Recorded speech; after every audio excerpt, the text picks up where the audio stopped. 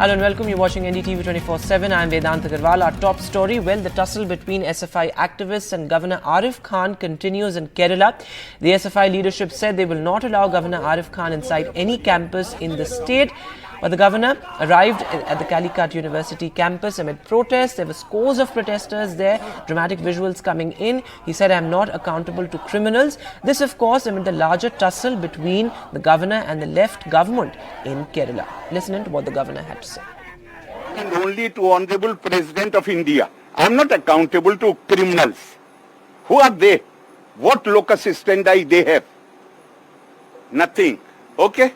That's right. In fact, the SFI versus the governor has been on since December 11th, especially with protests that were held during that time when Governor Khan was alighting from his car and heading to the airport, Thiruvananthapuram airport at that time, and was heading to Delhi. And that is when they mobbed the vehicle, and the governor did alleged that Pinarayi Vijayan, the Chief Minister of Kerala, was solely responsible for this conspiracy, and he did claim that Pinarayi Vijayan was the one sponsoring these protests. This time around as well, Governor Khan has been claiming that Pinarayi Vijayan continues to sponsor these protests.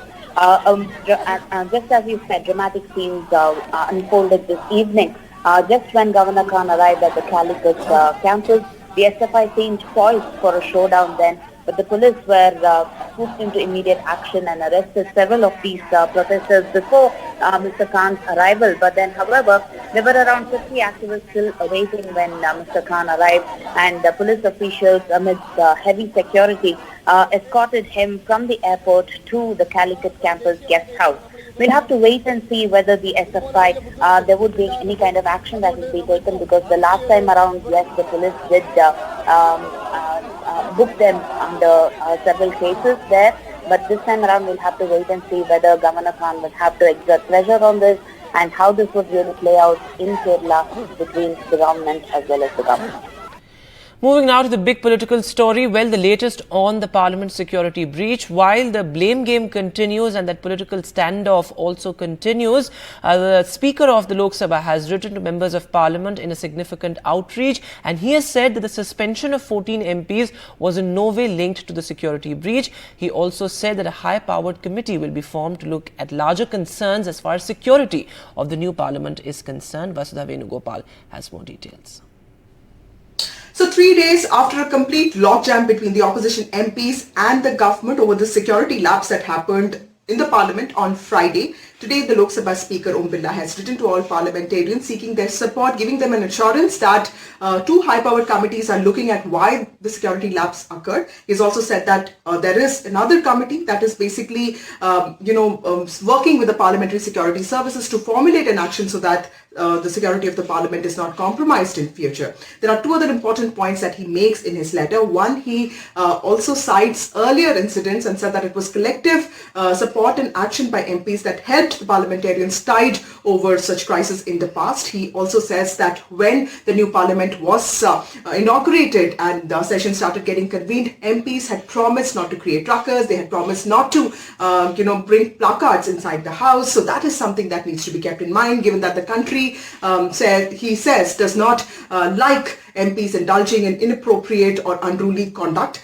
Remember that 14 MPs were suspended from the Parliament on Thursday because of unruly conduct, and they were asking for the Home Minister to come to the House and make a statement on the security lapse that have happened, because of course the security of the Parliament comes within the jurisdiction of the Home Ministry. He has, the Lok Sabha Speaker has also attempted to de-link the suspension of the MPs with the security lapse, saying that the suspension of the MPs happened to uphold the sanctity of the House, and it was important for all members to keep in mind the discipline and decorum that is needed in the House. So important outreach by the Lok Sabha Speaker here. Remember, 5 days left for the winter session to finish. Winter session ends on 22nd of December, which is on Friday, but important bills such as rehaul of IPC, CRPC and Indian Evidence Act were listed on Friday, but as soon as the houses were convened, they had to be adjourned because there were protests, there were loud protests by opposition MPs. 14 of them got suspended on Thursday, and on Friday they carried out this all-day protest in front of the Gandhi statue outside the parliament. Sonia Gandhi also visited them. Important leaders took part in that protest. So clearly, the standoff between the government and opposition MPs is likely to continue over the next week. So clearly, an important outreach by the Lok Sabha Speaker, assuring all MPs of the action that will be taken to ensure that security of the parliament is kept in mind, and also to ensure that the session progresses. And moving now to what could be a cause for concern. Well, a case of JN.1 subvariant of COVID has been detected in Kerala. The patient was tested positive last month, but it was after the sample was sent for genome sequencing that it was found out that it is actually the JN.1 subvariant. This has been a cause for concern in the US, but authorities here in India say that there's nothing to worry about. The Union Ministry is in touch with the Kerala government, and mock drills are also being carried out. And now the other big story, where a political face-off over a shocking incident in Belagavi in Karnataka, where a tribal woman was paraded naked because her son eloped with a woman. Now, as politics over the issue intensifies, the High Court has stepped in to restrict all political visits to the woman in this case. Take a look at this report. Damaged and destroyed. But the damage to a 42-year-old Belagavi woman went far beyond a broken house. This family stripped, paraded naked and assaulted her after tying her to an electric pole because her son eloped with a woman. While the police arrested her attackers within 24 hours, protests and a political blame game have begun. The Karnataka police on Saturday detained members of the BJP Mahila Morcha and local BJP leaders who organized statewide protests against the incident. The Karnataka High Court has also restricted a fact-finding team that the BJP was sending to the woman's village. The court said, "We direct no person, individual, groups, associations, political parties or the like shall visit the place of the victim except with the prior written permission of the medical officer in charge of the hospital."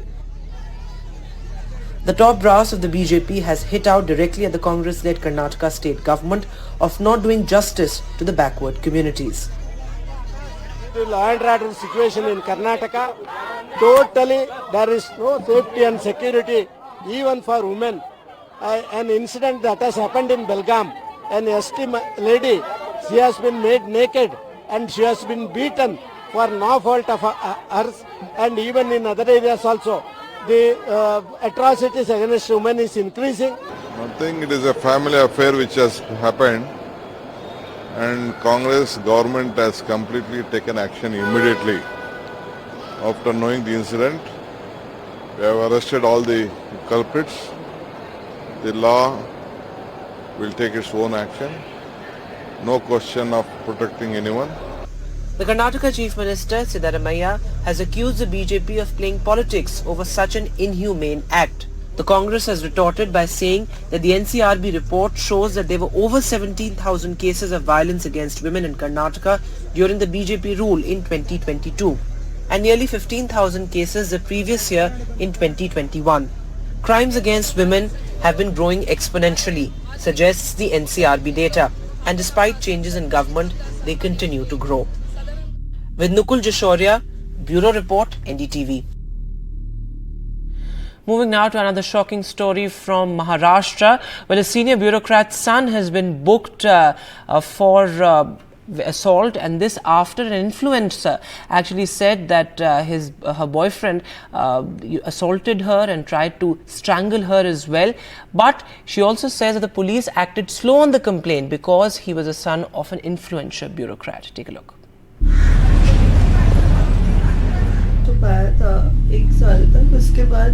Priya Singh in hospital with injuries all over her body.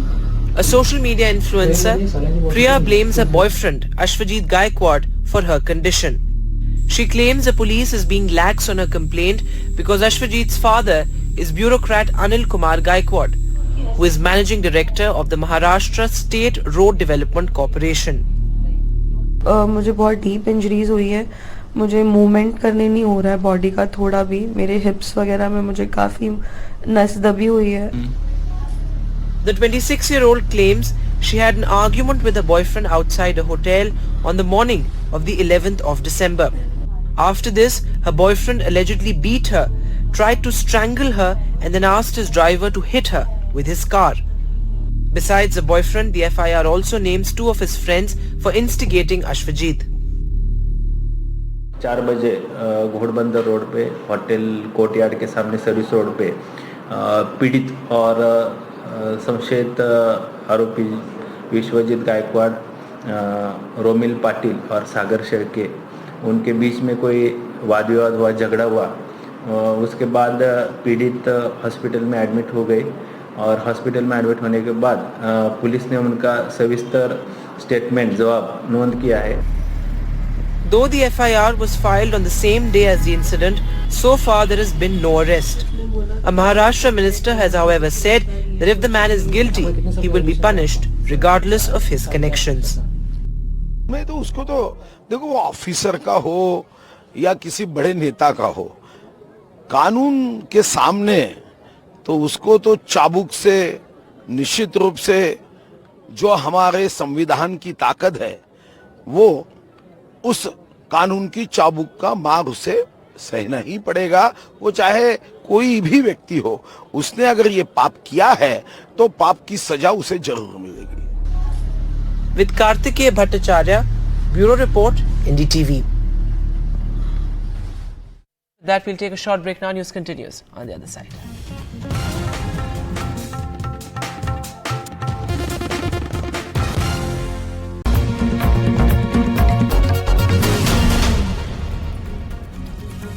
Welcome back. In response to recent allegations and protests, the Adani Group has issued a statement regarding the Dharavi slum redevelopment project.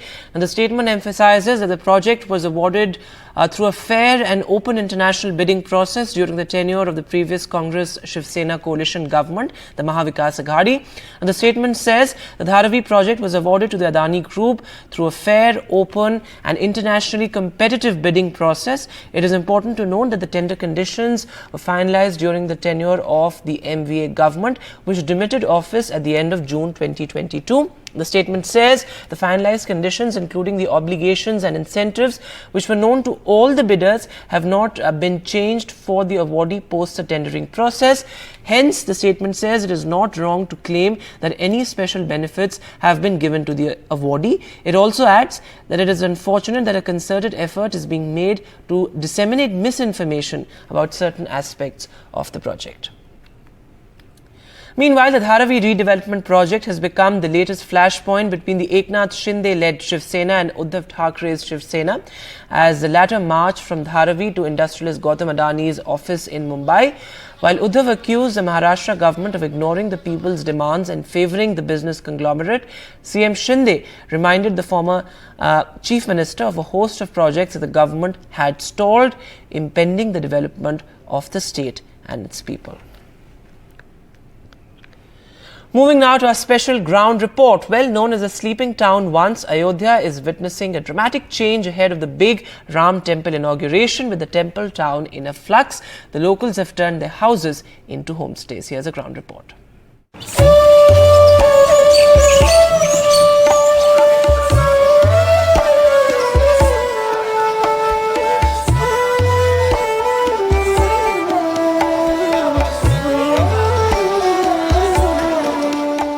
Residential colonies in Ayodhya now proudly display signboards announcing new guest houses coming up to take the tourist influx that the city will witness. Under a government scheme, locals in Ayodhya have turned their houses into homestays. In Kaushalesh Kanj colony of Ayodhya, which is home to around 90 families, one can see many guest houses.